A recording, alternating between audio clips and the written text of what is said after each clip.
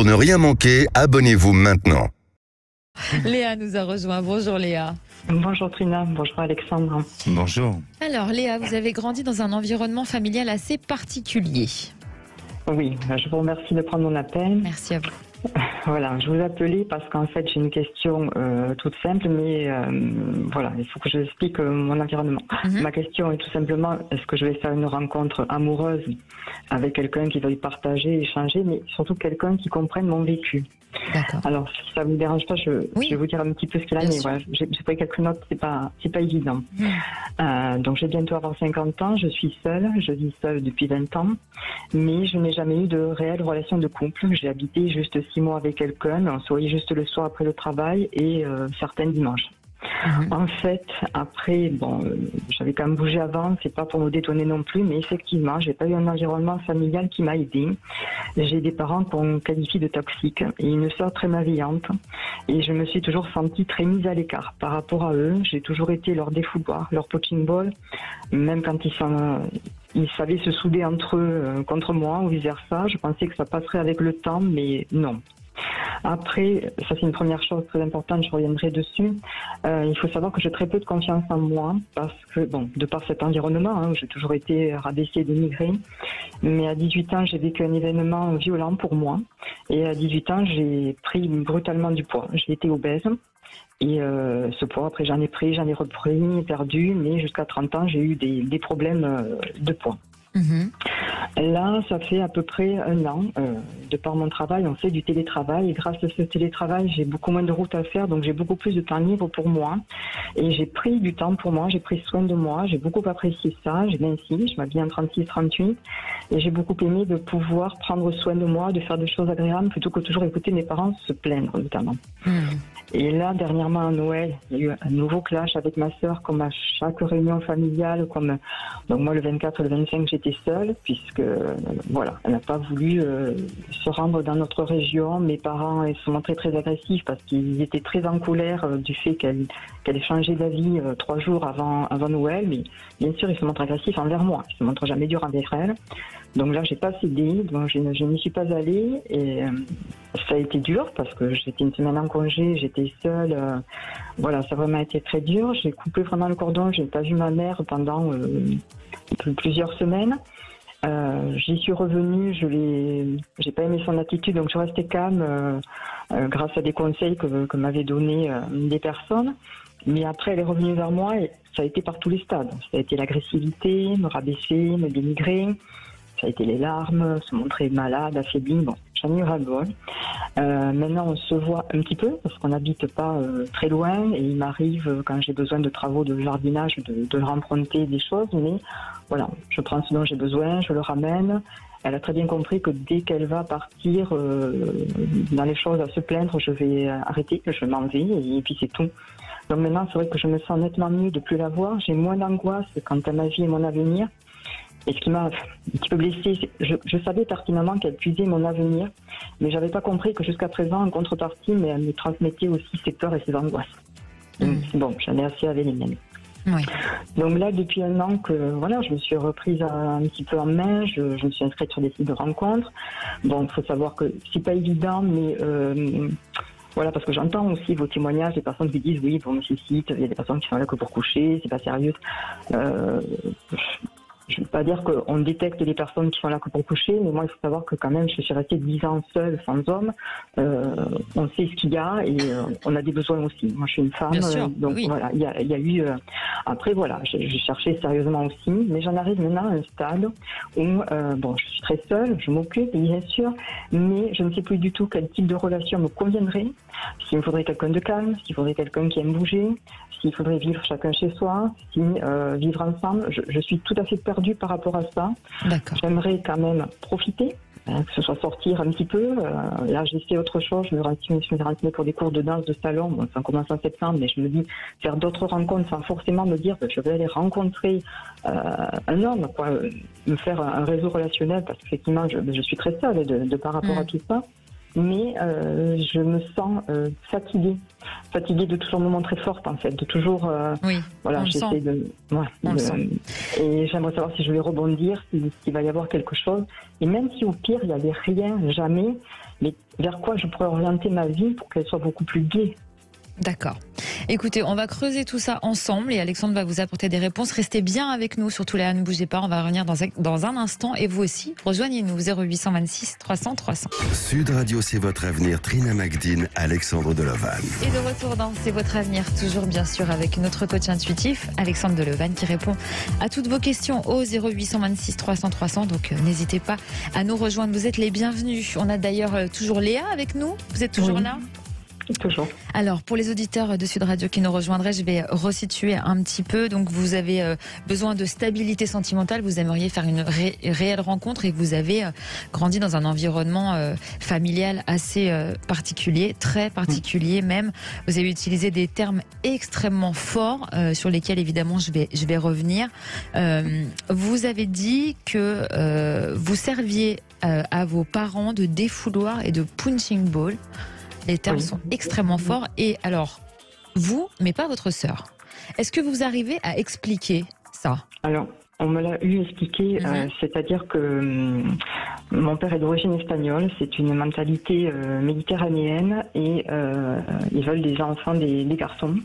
Mais ma sœur étant l'aînée, on est bienveillant envers l'aînée, on accepte que ce soit une fille, sachant qu'en plus, quand elle était enfant, elle était garçon manqué, donc c'était vraiment, elle était placée sur un piédestal pour mon père. Moi, je suis arrivée la deuxième, mais une fille, malheureusement pas un garçon, je n'ai jamais existé aux yeux de mon père. D'accord. Mais jusqu'à... il me croise dans la rue, il ne va même pas tourner la tête. Ah bon ? À votre père, d'accord. Il fait comme s'il ne me voyait pas. Ah oui, en effet, c'est très violent. Vous disiez aussi que vous avez une sœur très malveillante. Oui. Comment elle se comporte avec vous, par exemple ? Pareil. Alors qu'en plus, voilà, récemment, elle a été gravement malade. Voilà, on la voyait condamnée, elle s'en est sortie, mais il n'y a pas si longtemps que ça, je crois que c'était en avril, j'étais en congé, elle m'a demandé de venir, j'étais contente de me dire, bon, je vais y passer une journée ou deux, pensant qu'elle avait changé, alors qu'après, quand j'en avais parlé à ma mère, elle se doutait que ça allait être comme ça. Non, ça n'a même pas duré une demi-journée, elle s'est montrée absolument odieuse. Et jusqu'à me faire le lendemain, quand son compagnon est parti travailler, une crise d'hystérie. Et à me traiter de tous les noms d'oiseaux parce que bon, elle s'est sentie mal physiquement.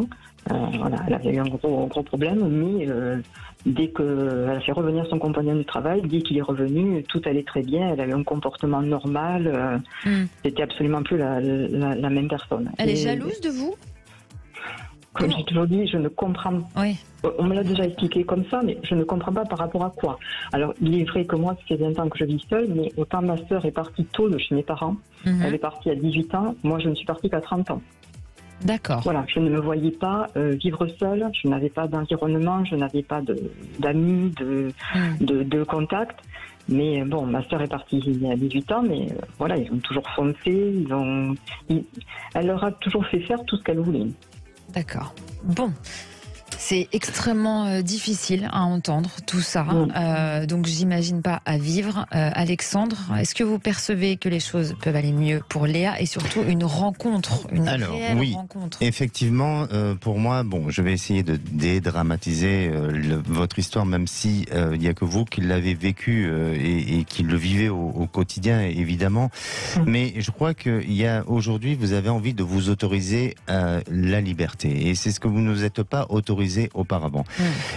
Vos parents sont vos parents, bien sûr que chacun a sa personnalité et c'est pas à moi de juger les parents, mais ce que je crois, c'est que il y a aussi, et sans porter de jugement ou sans essayer de vouloir se positionner sur un clan ou un autre, mais vous avez toujours été au service de vos parents jusqu'à, et vous l'avez dit, jusqu'à vos 30 ans, où vous avez été proche de vos parents, vous avez peut-être voulu aussi protéger vos parents, et vous l'avez reçu d'une autre manière, c'est-à-dire par une exigence de leur part, par des réactions émotionnelles et tout ça. Après, la relation avec votre sœur, et peut-être effectivement il y a une notion de jalousie, mais votre sœur a su prendre son autonomie et a su peut-être aussi prendre en main sa vie. Ça ne veut pas dire pour autant que vous êtes responsable de votre existence, mais vous êtes, je dirais, aussi donné beaucoup à votre famille,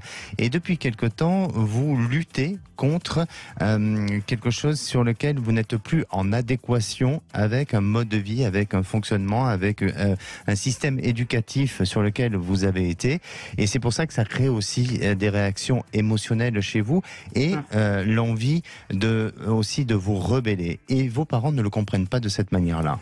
Ils ne le comprennent pas parce que pendant fort longtemps, vous avez accepté ce fonctionnement-là, et vous avez accepté les choses. Alors même si c'est vos parents, et même si dans l'éducation, on vous a inculqué cette notion de valeur, de devoir respecter ses parents, de devoir, et tout ça, et vous l'avez peut-être pas vécu de la même manière, mais en attendant, vous avez essayé de vous dévouer à votre famille, et le résultat aujourd'hui, et le constat aujourd'hui fait que, eh bien, aujourd'hui, c'est que vous avez envie de vivre, vous avez envie de prendre votre vie en main, et de votre envol, mais surtout de vous réaliser.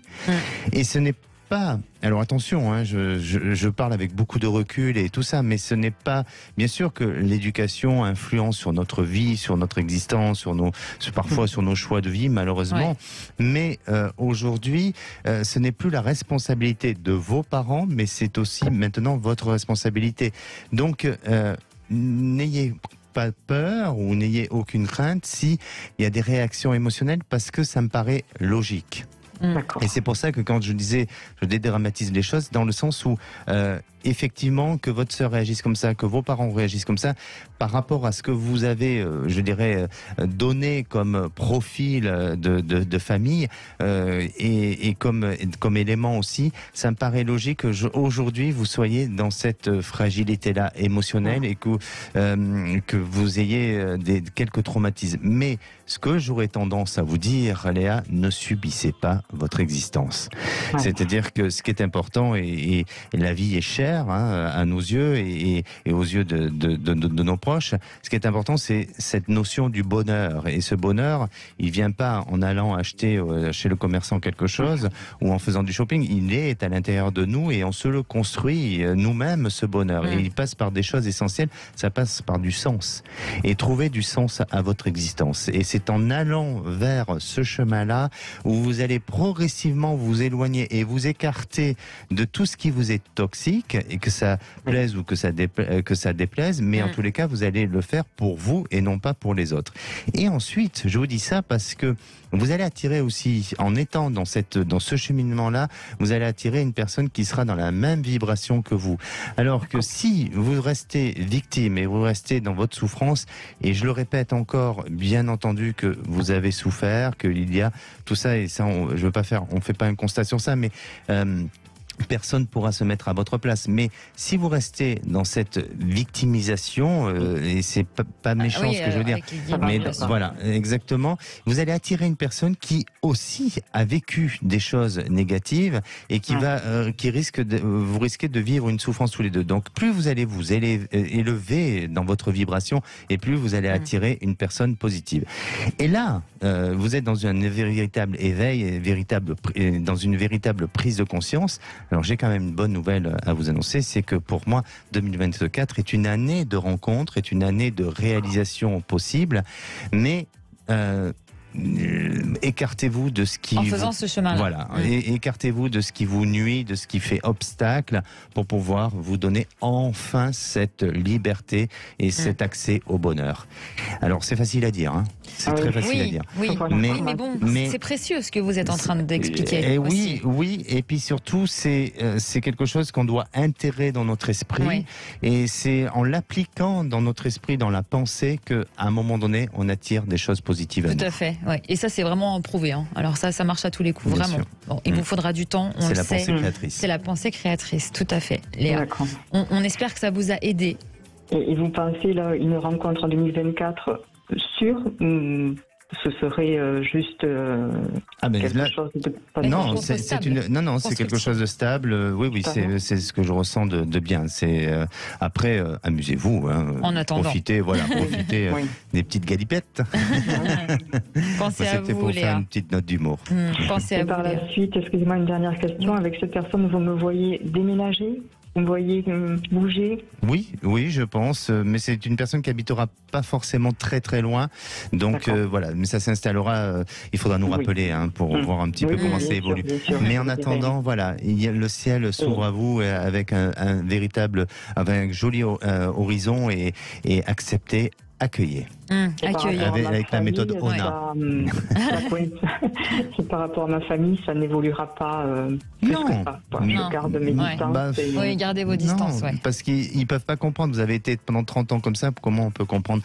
Ça peut s'améliorer avec le temps. Mais n'attendez pas. Attendez de vous votre changement à vous. D'accord? Pensez à vous. Merci beaucoup, Léa, pour votre témoignage. Merci beaucoup. Donnez-nous de vos nouvelles. Je ne manquerai pas. À bientôt, Léa.